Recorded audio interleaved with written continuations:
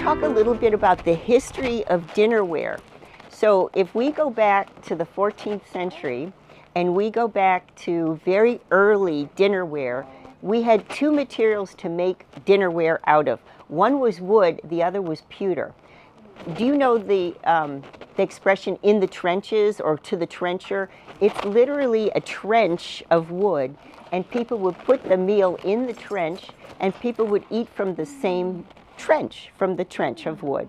Well, the higher class people commissioned a plate of pewter, and this happened primarily in the Low Countries, in Europe, and also France is known for its pewter, to be honest. This is actually Germanic, and of course Germany wasn't united until 1848, so we don't know what part of Germany. The double eagle points in, I think, a direction towards Upper Saxon Germany, so closer to the Prussian border now, today. So when we say, I have a plate, literally all your life you had a plate. And you only had one utensil. The utensil was kind of a knife-shaped thing. And you had a little, if you visited a family, you had a little leather pouch. You'd put your knife in your pouch, and you would scoop up with the knife, you would cut with the knife, you would eat with the knife. And the plate, you will notice it is engraved with the gentleman's name. That's because that was his plate, period.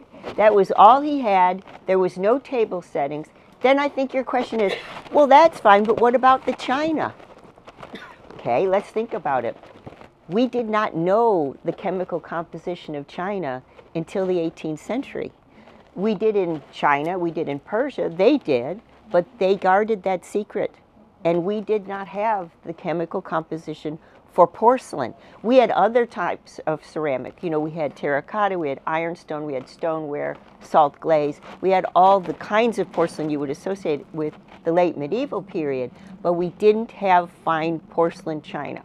My prediction is if you have children who are 30 years old, you will not have fine porcelain china going into the future because your kids do not want it. And it is worth so little on the market today because the market doesn't want it. People will always come up to me after an event like this and say, yes, but what about my china? No china is... So the value of the pewter, actually that's a really nice piece, and it is 18th century. We looked at the hallmarks. It is authentic.